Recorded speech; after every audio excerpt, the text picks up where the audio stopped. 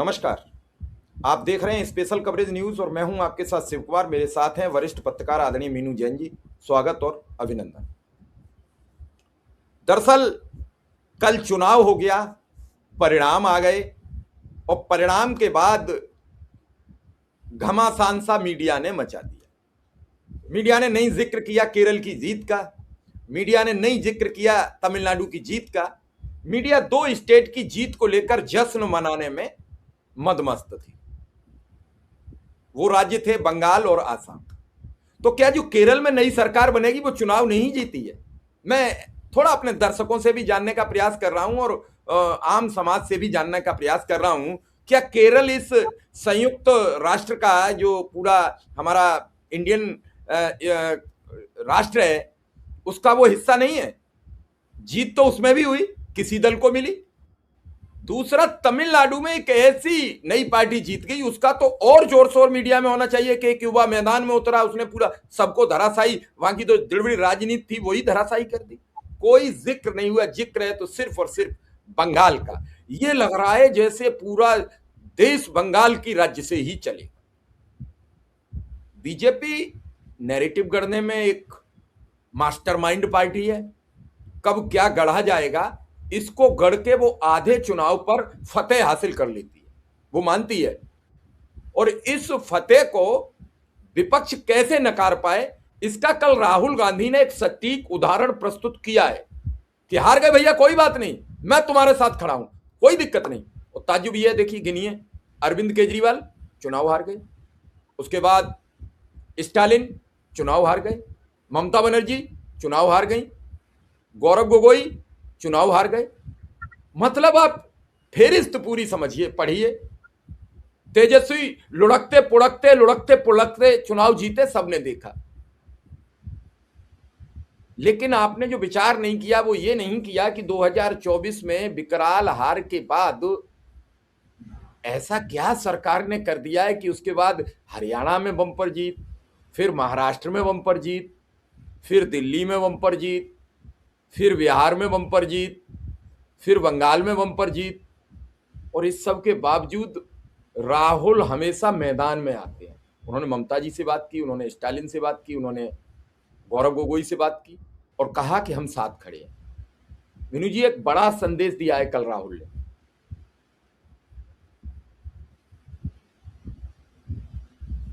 जी देखिए, राहुल गांधी ने जो ये सबसे बात की है और एक ट्वीट भी किया है, आपको अगर आपके पास हो तो उसको चलाइए। तो वो जो राहुल गांधी ने जो ट्वीट किया है उसमें भी उन्होंने यही भावना जताई है। उन्होंने कहा है कि कुछ हमारे कांग्रेस के लोग भी और कुछ अन्य पार्टियों के लोग भी, अन्य लोग भी, जो ममता बनर्जी की हार के ऊपर, जो बंगाल की हार के ऊपर जो खुशी मना रहे हैं कि अच्छा हुआ ममता हार गई, तो उससे खुशी, ये ठीक बात नहीं है। उन्होंने कहा है कि आप क्या सोच रहे हैं कि बंगाल और असम में जो भाजपा जीत गई है वो लोकतंत्र की हत्या हुई है।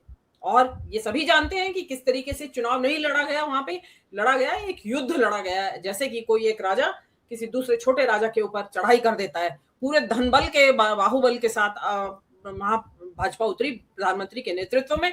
मतलब पीएमओ 20 दिन के लिए बंद, प्राइम मिनिस्टर का ऑफिस, पूरी राज्यों की सरकारें, मुख्यमंत्री, सांसद, पता नहीं कौन कौन वहां डेरा जमाए बैठे, लाखों लोग भाजपा के वहां पहुंच गए।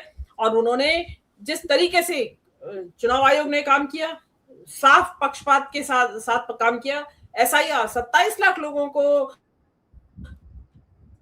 चुनाव से के बाहर कर दिया, जो कि जबकि वो देने के अधिकारी थे। कोर्ट गए, कोर्ट ने मना कर दिया और उल्टे ये कह रही है कोर्ट की, चलिए कोई बात नहीं, इस बार नहीं दिया तो अगली बार दे देंगे, आप चुनाव में दे देंगे। और जिस तरीके से लाठियां बजाएंगे, जिस तरीके से बंदूक की, राहुल गांधी का ट्वीट आपकी स्क्रीन पर है जो पोस्ट किया है। हाँ जी बिल्कुल, वो, हाँ बिल्कुल। तो जो बता रही हूं कि किस तरीके से चुनाव जीता गया, उसी के बारे में कह रहे हैं कि they need to understand this clearly, the theft of Assam and Bengal's mandate is big step forward by the BJP in its mission to destroy Indian democracy. कि बीजेपी जो है, बंगाल और असम की जो जीत हुई है, वो ये समझ लीजिए कि भारत का जो प्रजातंत्र है, लोकतंत्र है, उसका सत्यानाश करने की दिशा में कदम बढ़ा चुकी है। और मैं आपके शो में भी और अन्य प्लेटफॉर्म्स पे भी बार बार कह रही हूं कि ये बंगाल का जो चुनाव का मॉडल है अब ये पूरे देश में अपनाया जाएगा। आपको कोई आश्चर्य नहीं होना चाहिए कि पंजाब, जहां की बीजेपी के बारे में एक सीट नहीं है, वहां पंजाब का इलेक्शन बीजेपी जीत जाए अगली बार। हो सकता है अगली बार आंध्र प्रदेश का इलेक्शन जीत जाए किसी टाइम पे आके, जहां पे इनका नामो निशान भी नहीं है। केरल का भी जीत सकती है, जिस तरीके से ये पूरा का पूरे चढ़ाई कर दी राज्य के ऊपर। तो ये जो मॉडल है, उन्होंने कहा है कि mission to destroy Indian democracy, put petty politics aside, this is not about one party or another, this is about India। उन्होंने कहा है कि ये नहीं है कि फला पार्टी जीत गई फला हार गई, केवल इसके बारे में नहीं है, ये भारत के का सवाल है, भारत की एकता का सवाल है, अखंडता का सवाल है, भारत के लोकतंत्र का सवाल है। और याद आप ध्यान रखे रहे दर्शक कि 2024 का जो लोकसभा चुनाव हुआ था, बीजेपी 240 पे आ गई थी। और किस वजह से? कि राहुल गांधी ने यही संविधान की अलख जगाई थी। उनके साथ अखिलेश यादव ने उनका साथ पकड़ा, उन्होंने भी संविधान की फिर प्रतियां दिखानी शुरू की। तो आप देख रहे हैं कि वहां अयोध्या की सीट हार गए थे मोदी जी, जहां राम मंदिर बनाया, अयोध्या और उसके आसपास की सीटें हार गए थे। और मोदी जी खुद हारते हारते बचे थे बनारस का चुनाव। बताते हैं कि बहुत मुश्किल से हेराफेरी करके कहते हैं ऐसा कि वो चुनाव ऐसे बड़ी जुगत लड़ा के उन्होंने जीता था। मोदी जी जो शुरू में चुनाव उन्होंने 3-3.5 लाख वोट की मार्जिन से पहली बार जीते थे, वही मोदी जी की जीत 2024 में 1 लाख वोट से थोड़ी सी ज्यादा थी, 1.25 लाख के करीब वोटों से जीते थे वही मोदी जी। तो ऐसा है कि लेकिन क्यों, कैसे जीते? कि जो विपक्ष था वो एकजुट था, इंडिया गठबंधन के झंडे तले सब लड़ रहे थे। अब जो राहुल गांधी ने आज जो ये ट्वीट किया है, ये एक राजनेता का ट्वीट है, बड़े दिल का परिचय दिया है राहुल गांधी ने। देखिए, राहुल गांधी को, इनमें से बहुत सारे नेता हैं इंडिया गठबंधन के जो अपना नेता मानने के लिए तैयार नहीं है, उसके बावजूद राहुल गांधी ने, और ममता बनर्जी तो कतई नहीं, अपने अहंकार की वजह से राहुल गांधी ने उनके साथ अपनी सहानुभूति जताई और फोन किया कि आपकी हार पे हमें दुख है। ये होता है राजनेता, स्टेट्समैन की क्वालिटीज का डिस्प्ले किया है। मतलब ऐसा नहीं है कि ममता बनर्जी हार गई है तो वो न केवल मतलब अपना बड़ा दिल का परिचय दे रहे हैं, वो अपने जो कार्यकर्ता है उनको भी नाराज हो रहे हैं कि नहीं, ये गलत है, खुश मत होइए, ये एक विपक्ष की हार हो रही है, सामूहिक हार है। ये खाली ममता बनर्जी अकेले की हार नहीं है कि बंगाल में ममता बनर्जी हार गई है तो हम खुशी मनाएं, कल को तुम भी रौंदे जाओगे। एक कविता है वो फादर निमोले की, कि पहले वो कम्युनिस्टों के लिए आए तो मैं चुप था क्योंकि मेरे ऊपर नहीं आया था कोई आपदा, उसके बाद ट्रेड यूनियन के लिए आए, मैं फिर भी चुप रहा, यहूदियों के लिए आए, मैं फिर भी चुप रहा, लेकिन फिर वो आखिर में मेरे ऊपर आ गए।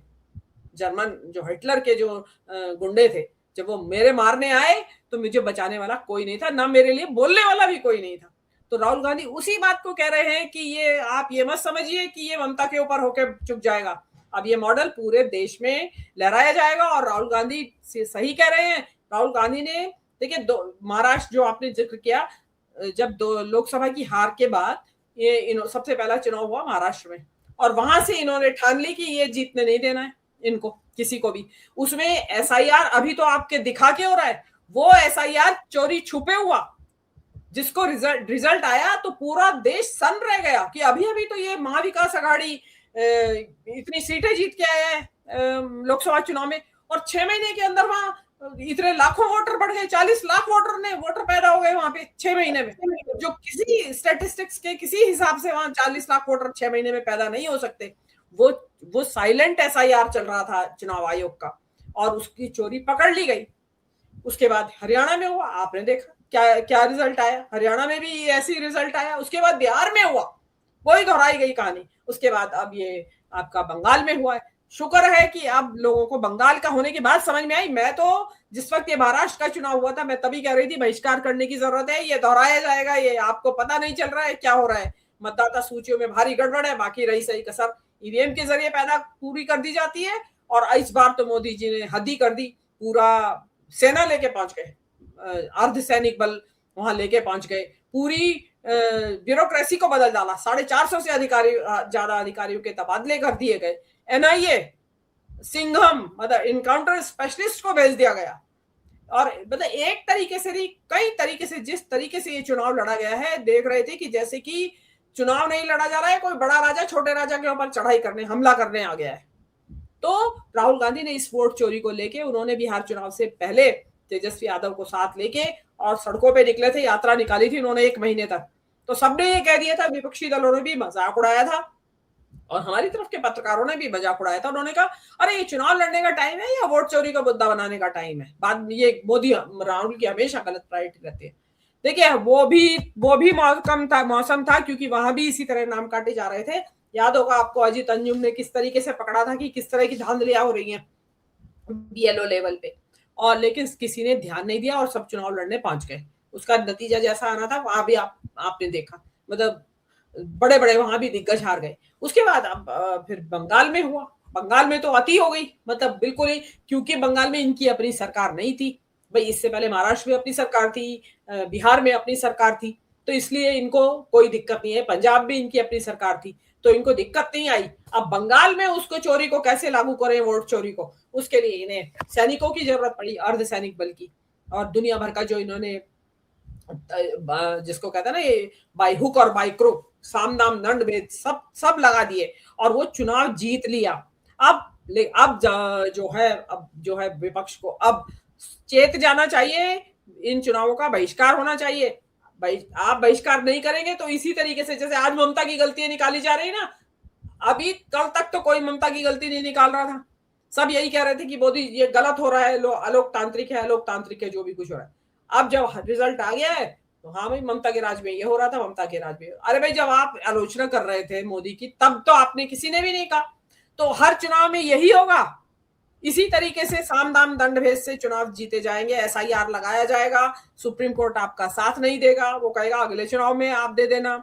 इसी तरीके से अर्धसैनिक बलों के साथ, पूरी ब्यूरोक्रेसी के साथ चुनाव आयोग सत्ता के साथ है, कोर्ट सत्ता के साथ है, सारी संस्थाएं सत्ता के साथ है। उसके जरिए एक एक हर राज्य का चुनाव, मतलब सबका नंबर आएगा। जो आप क्या सोच रहे हैं कि वो इतना आएंगे घर कहीं जद में, इस गली में मेरा मकान थोड़ी, सबके राहुल गांधी वही कहना चाह रहे हैं कि आप ये मत समझिए कि ममता बनर्जी का ही घर लुटा है, उनकी ही कद्दी गई है। सब लगोगे लाइन में, सब चढ़ाए जाओगे सूली पे, सब टांगे जाओगे। बेहतर है इकट्ठे हो जाओ, साथ चलो, तो आप तो इकट्ठे रहोगे तो सुरक्षित रहोगे। वो कहता ना, बटोगे तो कटोगे, ये यहाँ पे लागू होती है। वही ममता बनर्जी ने बटने की कोशिश की, बट गई, अलग हो गई और कट गई इन द सेंस, मैं मेटाफोरिकली बोल रही हूँ, रूपक दे रही हूँ मैं।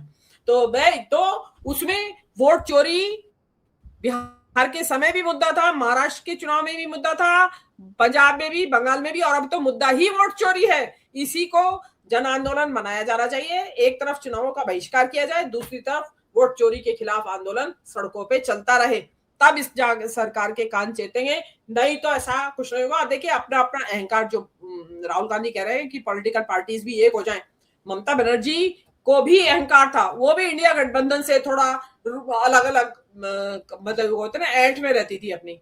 वो इसमें केजरीवाल, ममता बनर्जी और केसीआर, ये तीनों कोई इंडिया गठबंधन के साथ नहीं आना चाहते थे। इनकी हमेशा से ये था कि हम तो अपना एक अलग थर्ड फ्रंट बनाएंगे, और इनकी अलग से मीटिंग्स भी काफी हुई, और वो लेकिन फेल रहा, वो थर्ड फ्रंट बनाने। मीनू जी, ये थर्ड फ्रंट पूरा फेल नहीं हो गया, और इसने जो मेन फ्रंट था उसको भी हमेशा पीछे खींचते रहे। भाई, थर्ड फ्रंट की राजनीति कब चलेगी? आपको याद होगा कि जब राजीव गांधी की 89 में एक भारी भरकम सरकार थी 414 सीटों की, तो बीपी सिंह मैदान में उतरे। बीपी सिंह ने सभी विपक्षी दलों के नेताओं को इकट्ठे किए और उसमें बीजेपी को भी सम्मिलित किया, और फिर आमने सामने की लड़ाई हुई, चले गए राजीव गांधी। कितनी भारी भरकम बहुमत की सरकार थी, जबकि उन्हें 225 सीटें डिबेट मिली, जितनी मोदी जी को आज मिली हैं, और उस पर सरकार चला रहे हैं। उनने सरकार बनाने से इनकार कर दिया। ये होती थी राजनीतिक व्यवस्थाएं, समझ रही हो? लेकिन यहां कोई व्यवस्था बची नहीं, यहां तो सिर्फ सत्ता का खेल है, सत्ता के लिए कुछ भी करेंगे। आपने देखा कि राजीव गांधी ने सत्ता बनाना मुमकिन नहीं समझा, सत्ता में सम्मिलित होना मुनासिब नहीं समझा, और आज 240 वाले क्या कर रहे हैं? कल आपने प्रधानमंत्री जी की स्पीच सुनी होगी, तो उन्होंने सब कुछ बता दिया था। उन्होंने पहला जो वक्त कहा, पहला वाक्य कहा, वो वाक्य था चुनाव आयोग को बहुत बहुत धन्यवाद और आभार। दूसरा वाक्य था इस देश की सेना का बहुत बहुत अभिनंदन। और तीसरा वाक्य क्या था? तीसरा वाक्य था सभी पीठासीन अधिकारियों का बहुत बहुत आभार। ऐसा तो कोई आपने पहली बार देखा होगा, कोई प्रधानमंत्री एक संवैधानिक पद पर है। प्रधानमंत्री कोई राजनीतिक दल का नेता नहीं है। अब चुनाव खत्म हो चुके हैं और अगर भाजपा का प्रचार मंत्री बन के रहना तो फिर प्रधानमंत्री का पद छोड़ दो, उनसे गृह मंत्रालय छुड़वा लो, फिर छोड़ दो सड़क पर, देखे कितने राज्य जिताओगे।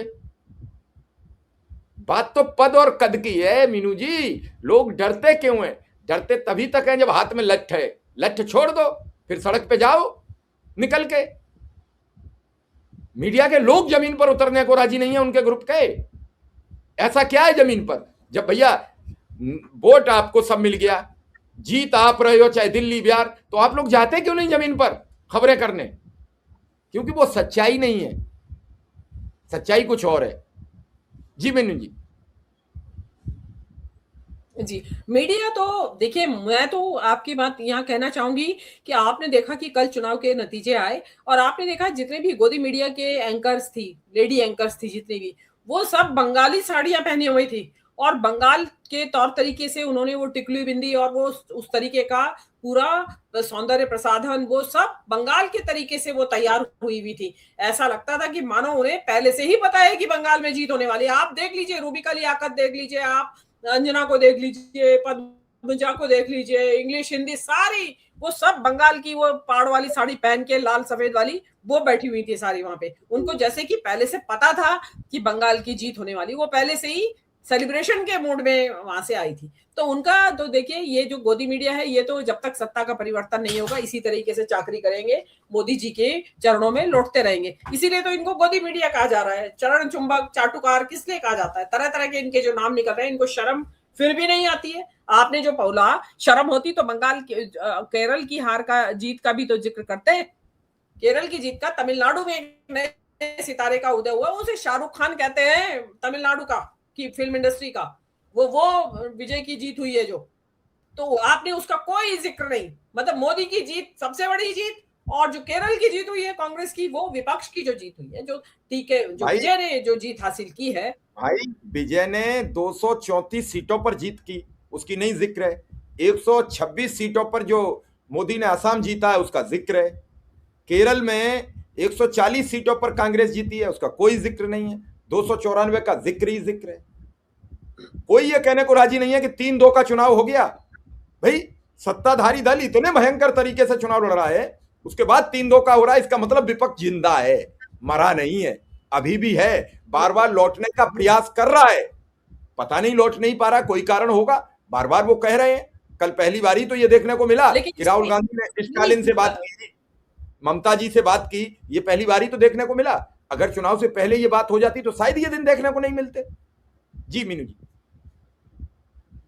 नहीं, देखिए, विपक्ष जिंदा इसलिए भी है क्योंकि वहां जो तमिलनाडु में है, इनको ये पैर नहीं जमा पा रहे हैं। वहां केरल में इन्होंने बहुत ताकत लगा ली, तमिलनाडु में मतलब क्या क्या नहीं किया मोदी जी ने। सेंगोल तक स्थापित कर दिया भारत की संसद में तमिलनाडु से लाके, कि आपने देखा होगा वो तमाशा सेंगोल का, वो राजतंत्र का प्रतीक लोकतंत्र के बिल्डिंग में लाके बैठा दिया इन्होंने। कहीं तमिल संगम कराए जा रहे हैं बनारस में, मोदी जी ने तमिलनाडु को गा के घेर दिया। हर महीने तमिलनाडु जाते थे, लेकिन वहां इनको पैर धरने के लिए जगह नहीं मिल रही है। इसी तरह कर्नाटक, केरल में नहीं मिल रही है इनको, कहीं वहां जगह नहीं मिल रही है। नहीं तो ये तो वहां भी चढ़ाई करते, और अब करेंगे, अब चढ़ाई करेंगे। अब ये बल के साथ जिन सेना का ये धन्यवाद अदा कर रहे हैं, उनका बल प्रयोग करेंगे ये, और लूट के ले आएंगे। आप देख लीजिएगा, केरल उनका नंबर बाद में आएगा थोड़ा, केरल और वहां का, क्योंकि वो इनको हाथ नहीं रखने दे रहे हैं। वहां पढ़ी लिखी जनता है, सेक्युलर आउटलुक है इनका, ये चलता नहीं है हिंदू मुसलमान वहां। तो इसलिए ये वहां पे कितनी कोशिश कर ले, अब भी कामयाब नहीं हुए हैं, अब भी कामयाब नहीं हुए। उसकी इनको सबसे बड़ी चिंता कसक है। इसीलिए इस जीत का जिक्र नेशनल टेलीविजन पे नहीं हो रहा है, पब्लिक को पता ही नहीं है, कोई तमिलनाडु के बारे में बात ही नहीं कर रहा है, सब एक बंगाल बंगाल बंगाल बंगाल हो रहा है। और अब जो हो रहा है आप देखेंगे, बता रहे हैं कि हम भय का वातावरण नहीं, बदलाव के लिए आए हैं। वहां क्या हो रहा है, वो बंगाल में इतनी हिंसा हो रही है, आपने वहां पे जो कंपनियां रोकी, 700 कंपनियां रोकी आपने सैन्य बलों की, अर्ध सैन्य बल की, वो इसीलिए तो रोकी थी कि चुनाव के बाद अगर हिंसा होगी तो उसको रोकने के लिए हमें बल चाहिएगा। उसका उपयोग कहीं होते हमें तो दिखाई नहीं दे रहा है। कहीं वहां ऑफिसेस जलाए जा रहे हैं, मारपीट हो रही है, मतलब एक से एक अजब अजब दृश्य दिखाई दे रहे हैं। और रही बात बातचीत करने की, तो ममता बनर्जी ने हाथ नहीं रखने दिया बंगाल में किसी, मतलब उनको लेफ्ट और कांग्रेस को निकालने के लिए उन्होंने बीजेपी को एंट्री करवाई बंगाल की पॉलिटिक्स में। और बीजेपी वो पार्टी है जिसके कंधे पे चढ़ के राज्य में घुसती है, उसी पार्टी को खा जाती है। एक उदाहरण नहीं है इसका, आप ये देख, वहां से महाराष्ट्र से देख लीजिए, शिवसेना का हश्र देख लीजिए, 25 साल साथ रहे, अल्टीमेटली उनका तोड़ दिया उनको, खत्म। अकाली दल को देख लीजिए, बीजू पटनायक को वो नवीन पटनायक की पार्टी का देख लीजिए क्या हाल, क्या हश्र हुआ। तो जेडीयू का देख लीजिए, जेडीएस का देख लीजिए, कर्नाटक में देख लीजिए, मतलब कहीं पे भी इन्होंने छोड़ा नहीं, जिसके सहारे से घुसे राज्य की राजनीति में और उसे खा गए। तो अब जो ममता बनर्जी को समझ में नहीं आया, उनको लगा कि कांग्रेस और ये तो लेफ्ट तो मेरे दुश्मन है और ये मेरे दोस्त है, क्योंकि ममता बनर्जी जब मीनू जी, अरविंद केजरीवाल का ये पोस्ट आपकी स्क्रीन पर है। अरविंद केजरीवाल ने लिखा है कि जिस दिल्ली और बंगाल को भाजपा मोदी वेव, यानी मोदी का जब भयंकर वेव थी, उस चरम सीमा पर नहीं जीत पाई। 2015 में दिल्ली में, 2016 में बंगाल में इनकी 3-3 सीट आई जब बड़ी वेव थी। उस दिल्ली और बंगाल को भाजपा ने तब जीत लिया जब मोदी जी की लोकप्रियता पूरे देश में पाताल में घुसी जा रही थी। ये सब कैसे? सवाल तो उठेंगे, बिल्कुल उठेंगे। देखिए उस टाइम तो दिल्ली में और बिहार में भी नहीं बन पाई थी, केजरीवाल भूल गए शायद लिखना, इसमें बिहार में भी ये जीत नहीं पाए थे उस टाइम। वो पहली बार लालू यादव और नीतीश कुमार ने हाथ मिलाया था और सरकार बनाई थी वहां पे। तो ये वो जमाना था, और जब तो मोदी जी का जलवा था, अपने दम पे 303 सीटें थी। लेकिन आज मोदी जी पूरी दुनिया में एप्स्टीन फाइल की वजह से इनके गर्दन नीचे झुकी हुई है, इनकी गर्दन मधुकेश्वर के आरोपों की वजह से नीचे झुकी हुई है। पब्लिक मजे ले रही है, थूथू ही टिटोली कर रही है। आज प्रधानमंत्री की तरह तरह के मीम्स आ रहे हैं। देश की जो 4थे नंबर की अर्थव्यवस्था थी वो खिसक के वापस 6ठे नंबर पे चली गई है। 80 करोड़ लोगों को मुफ्त का राशन पे जिंदा है, क्योंकि वो कुछ खुद कमा के नहीं खा सकते। देश में रोजगार के अवसर नहीं है। आपने ऑपरेशन सिंदूर किया, उसमें मुंह की खाई। उसके बाद ट्रंप आपको दिन रात आपकी मजाक उड़ाता है, आपकी बेइज्जती करता है, आप चुप रहते हैं, चुपचाप जो भी आ रहा है उसको सहन करते रहते हैं, ट्रंप की बदतमीजियां। आपने टैरिफ में ट्रंप ने आपके साथ इतनी बदतमीजी की कि कोई देश का, मतलब कोई देश का अध्यक्ष दूसरे देश के अध्यक्ष के साथ नहीं कर सकता। आप तब भी चुप लगाए बैठे रहे। आप अडानी की वजह से वहां उसके यहाँ फंसे हुए हो। आपका अडानी वहां अरेस्ट होने के लिए वहां तैयारी है। आप इस कदर डरे हुए हैं। आपने विश्व गुरु जो बने हुए थे, उस विश्व गुरु को आपके पड़ोस में ईरान में झगड़ा चल रहा है, वहां पे पाकिस्तान को मध्यस्थता के लिए बुलाया जा रहा है, जिसकी कोई वजूद नहीं, कोई औकात नहीं। और आप जो कि सबसे सही कैंडिडेट था भारत उस युद्ध में मध्यस्थता करने के लिए, उनको कोई नाम भी नहीं ले रहा है, किसी ने सजेशन भी नहीं दिया कि भारत को बुलाइए, भारत के प्रधानमंत्री मध्यस्थता करेंगे। और हमारे यहाँ बहुत डिबेट हुई, हम बहुत शर्मसार हुए कि पाकिस्तान को बुलाया गया और हमारे देश को हम और उल्टे इजराइल के यहाँ खड़े हो गए जाके। 48 घंटे पहले, युद्ध के 48 घंटे पहले मोदी जी वहां कह रहे थे फादरलैंड और मदरलैंड की वहां बातें हो रही थी। तो आज आप तो कहीं पे भी नहीं है, कहीं नाम ही नहीं है। हालत ये हो गई है, मोदी जी ने विदेश यात्राओं पे जाना छोड़ दिया है। और आज मोदी जी ट्रंप से इतना डरते हैं कि जिन भी अंतरराष्ट्रीय कुछ समारोह में जहां ट्रंप उपस्थित होता है, मोदी जी वहां उस प्रोग्राम में जाते ही नहीं तो पहले माय फ्रेंड डोलांड, और अब की बार ट्रंप सरकार, और यहाँ पे हवन हो रहे थे ट्रंप के लिए, ट्रंप की जीत के लिए।